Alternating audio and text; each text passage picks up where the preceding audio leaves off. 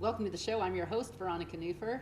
I have Representative Ron Noble here from HD 24. There was quite a session last year, 2019, and everybody was so busy that it was nearly impossible to take their time during the session. So here in August, we have Representative Noble for a recap on what happened, so much stuff, and then what he sees coming up next year. So thank you. Thanks for having me, Veronica. I really enjoy doing these interviews, and I'm glad we could finally connect since the session was pretty crazy. Yeah, it was crazy. You weren't the only one I was trying to connect with, so I totally understand there was so much to deal with.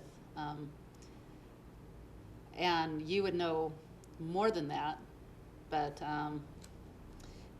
one of the things that was up was the cap and trade deal, the Forex vaccinations, and, right. And there was even more things with guns and things. But why don't you? Well, you know, I could give a summary. Cap and trade, the carbon issue came kind of at the end. That was the culmination. But really, the whole session started off in kind of, from my perspective, a little bit of a cloud. I think most people are aware of the sexual harassment claims that happened from a year ago. And there was a lot of ideas, there were a lot of ideas on how to deal with that in the legislature. So that kind of started off with, what do we do? Can you reiterate that? Absolutely. Kind of a We Too movement through the legislature. If you remember, Senator Jeff Cruz ended up resigning. There were more allegations. There was an investigation done by Boley that identified some problems, some issues, and then there were some lawsuits settled that over $1 million was paid out. So, from my perspective, just as a side note, I absolutely love being in the legislature. It sounds crazy being in a super minority, but I enjoy the challenge of trying to understand how people think and what they want to do, so that I can have some inroads into maybe a negotiation or working with people. But I can tell you, I'm absolutely embarrassed to work in an organization that went through this reputation of workplace harassment and sexual harassment. Coming from law enforcement, I couldn't tolerate that. In fact, we investigated those things, and people went to jail for those things. So that's kind of how we kicked off, and I proposed some legislation to deal with that. My legislation didn't make it through, but I did work with others in their legislation, so a few of my ideas made it through. So that was kind of the beginning. The other big thing that happened at first is an early budget for the Oregon Health Authority. And earlier than it would have come normally. Was still a $500 million hole to fill. So there was a proposal, actually a bill to pass the budget that had a gap of $500 million. And that kind of set the tone a little bit of what was to come, because we wanted to pass the spending without knowing where the revenue, without even having the money. As a Republican, that's a tough thing for me. I don't even like to spend when we do have the money, much less when we haven't identified the money. There were ideas on cigarette taxes and everything else that ended up not coming to fruition. So we ended up with a budget that had a $500 million hole. So that was early on. And then we get into some of the other things. I mean, you're right, there was gun legislation, family leave, and a bunch of other things. There was a mandatory vaccination issue, which drew out a very, very large response from, I think, just the regular person who holds those decisions to be between them, the parents, and the doctor, not the state telling people what they have to do. These weren't necessarily anti-vaccination people, or it combined both people who believed in vaccinations and people who didn't. But the issue was whether or not the state gets to say, you have to, and what your doctor says or what you think really doesn't matter. And that was the big issue. And we saw just an overwhelming response of people in the Capitol for a sustained period of time, and I think they're still engaged in the political realm in Oregon, which I think is a positive. Yeah, I heard that there were people wanting that vaccination freedom that were not just Republican, but independent and Democrat. It was very multi-partisan. Oh, very much. In fact, there were a lot of people not even registered to vote that I believe are going to engage the system now that never engaged the political process before, because they understand how important what we do in Salem, actually what we do in Salem, how it can mess up lives, Yeah. or it can improve lives. And sorry to say that I have this bent to think that we need to minimize the number of bills in the legislature because it Yeah. minimizes the harm. But so there The more was bills, the more money we have to wind up paying usually. absolutely. So then, if you recall, the Senate had a walkout early in the year, and that kind of that put the vaccination issue and the gun issues on hold. I say on hold because they'll show up at another session, but for this session they were gone. So we went along with some other issues, and some of them controversial, some of them not controversial. And then we get to the end of the session where cap and trade or cap and invest comes out. And Cap and invest, is that what they're calling it? that's what it's been called. A trick on words. It's- It's yes. not a good investment. Well, no, and my personal thoughts are that we do need to take care of our environment. I think everybody recognizes that.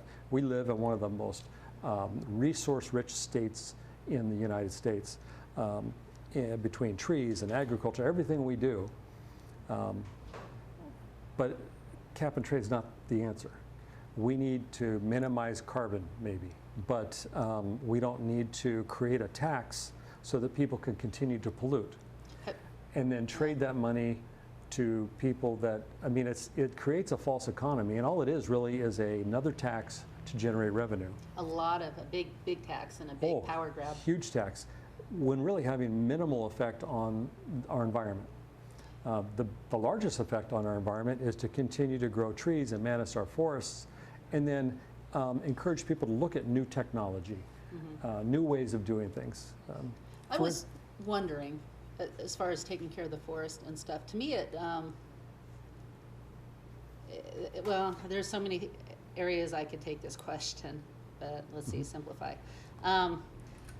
For the people who believe that carbon dioxide is a bad thing, the trees take in carbon dioxide and they take out oxygen, which is good, which is why we feel so refreshed when we I go in learned the that in woods. junior high school. I would learn, yeah, and it seems like I would like to think that the governor and the rest of the legislatures know that too.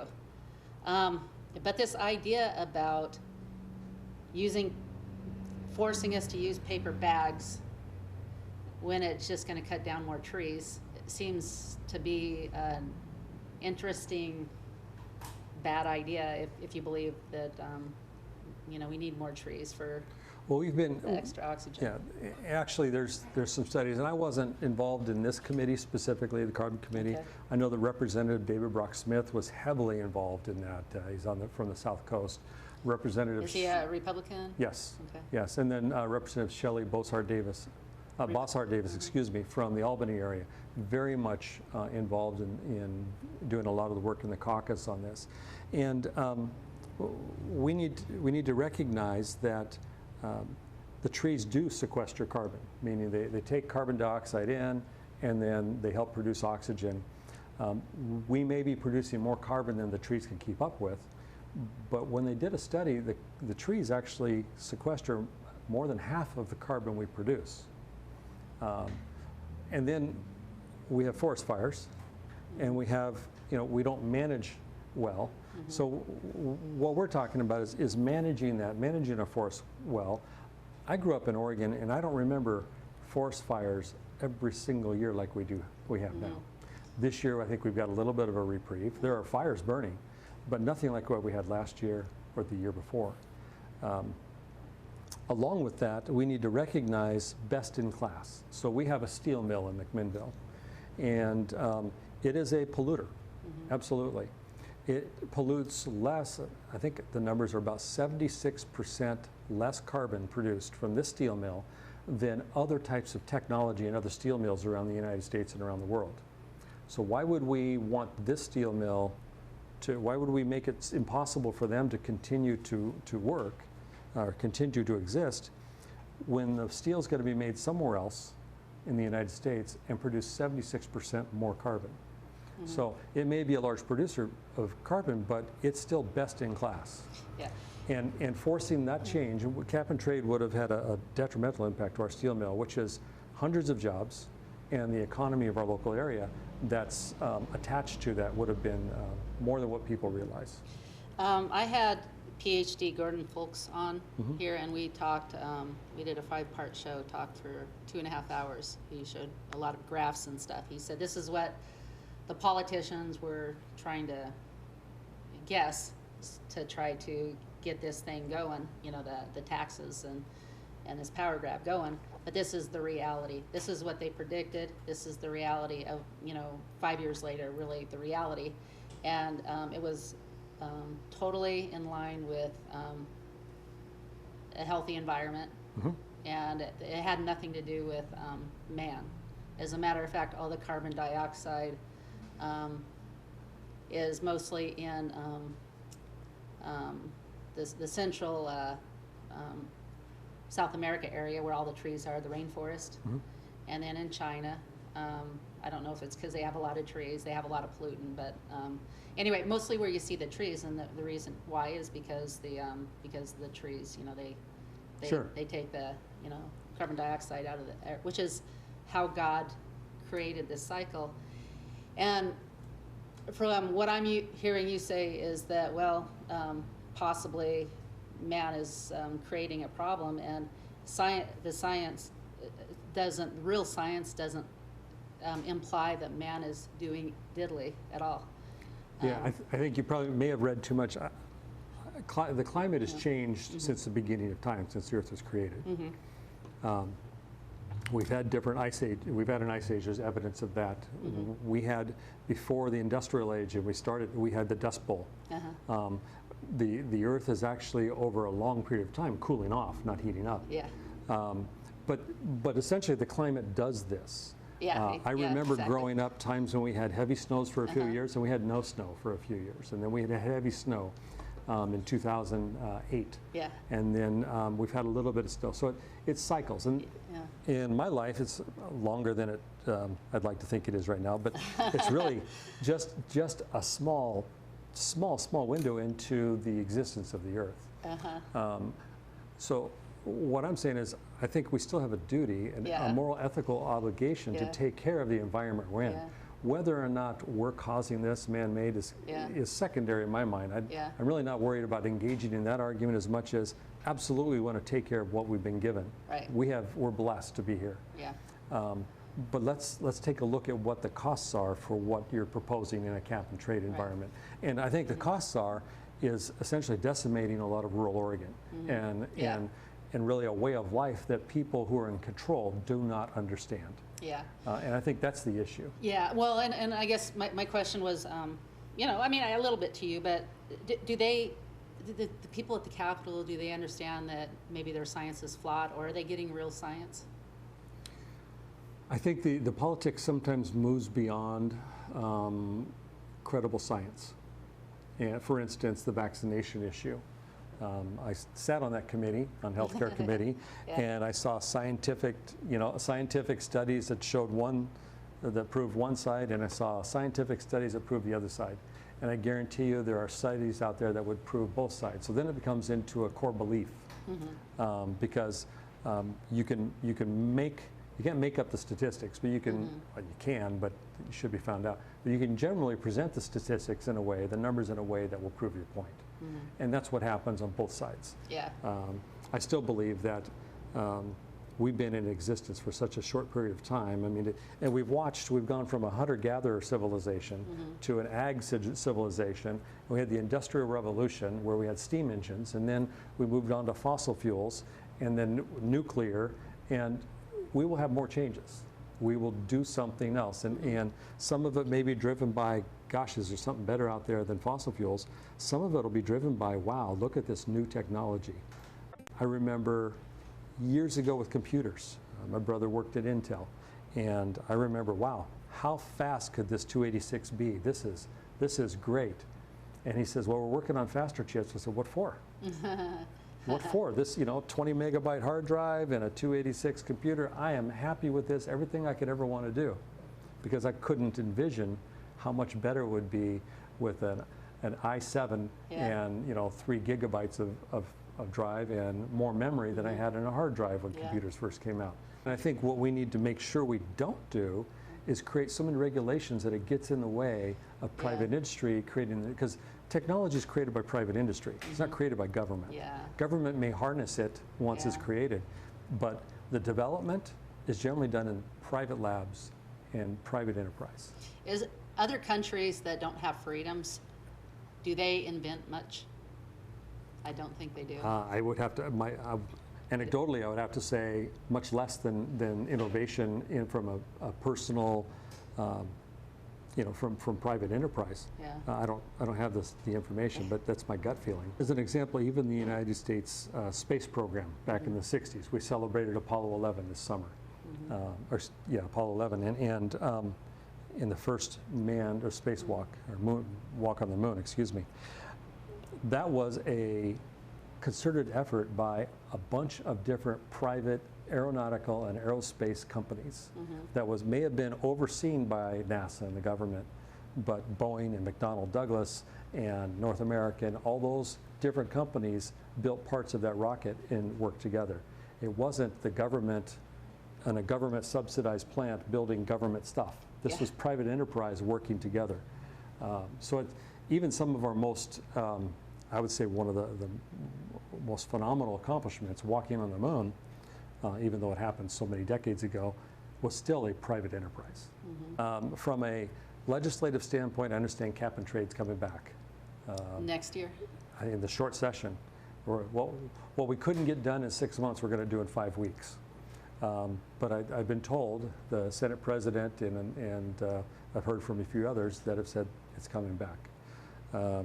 So I think that's going to overshadow everything, even though the short session was actually designed to kind of fix bills that we passed before that maybe needed to be a little bit more vetted. I think that's going to overshadow everything. But then we're coming up to an election in November that has some significant consequences for where we're headed over the next decade. I would suggest, and I think most of my colleagues, I'm sure, as you've interviewed them or will, would suggest that the race for Secretary of State is the most important race this next year, next November, because we will have redistricting in 2021. So whoever gets elected Secretary of State will have a large impact on what the dynamics of the legislature may look like over the next 10 years.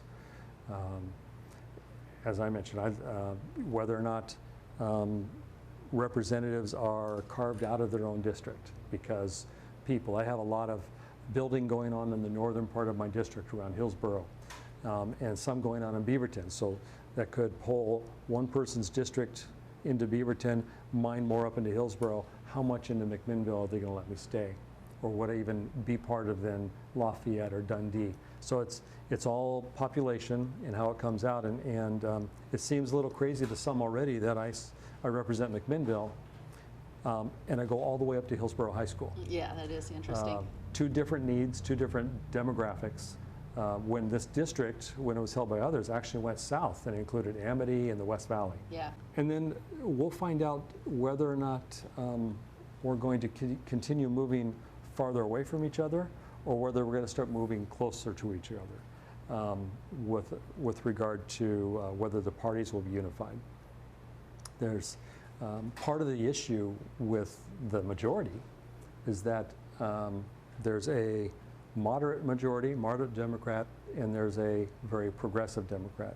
And cap and trade was too much for the moderate Democrat, but it wasn't enough for the progressive Democrat. So there's a lot of division within the Democrat Party. Some of the fare and the events this year, there was a sign in the Republican booth, recall Kate Brown. And the support was astronomical. I mean, the lines were long. Yes. And it's because of, as you say, some of these bills that people are appalled that were being pushed that would really regulate and take away freedom and cost the taxpayers a tremendous amount of money. And I guess my point is there are actually two petitions going around by two different groups. Yeah. And you know, where I know the Republican booth and the parties talked about sign both. Yeah, You yeah, know, that's it. As far as us at the grassroots level, sign both, as opposed to picking one or the other. But that's an example. We have 2 petitions because we have a couple different factions within the Republican Party. Even And though, then it kind of brings confusion. even so though the now end just- goal is the same, Yeah, we couldn't work together and come up with one. And I don't want to, I'm not going to place fault on either side, other than we're going to have to come together and figure this out to have any long-term impact in Oregon. yeah. Well, we're about out of time. I would just like to end with, you brought up something that was interesting, that was very important. I think people should know. The people that the special interests that usually want regulations, typically on the Democrat side. Oh, yes. There's citizens that show up on the Democratic side that they want to push an agenda. They want to push, using plastic bags only, or minimum wage $15, and going up. And so they have an agenda to push, so they wind up volunteering there or showing up there. Whereas the conservatives, we just want government out of our hair to leave us alone. And we don't want to think about government, we just want them to do as little as possible and leave us alone. So we tend to not show up there. And because we tend to play defense, we were on defense when it came to the cap and trade and some of these other bills, the forced vaccinations. Do you want to let people know how important absolutely, it is yeah. to get being involved support? is critical. And I think what you're talking about generally, and the minority, whether it's Republican or Democrat, will generally always be playing defense. That's the dynamic of it. But I think what you're talking about is generally the Democrat Party has done a great job over the last several years of coordinating a grassroots effort. When I was there in 2017, most of the time the Capitol was flooded with people when we had a large influx of people, meaning thousands, at the Capitol over an issue. It was generally representing more of a Democrat or left position.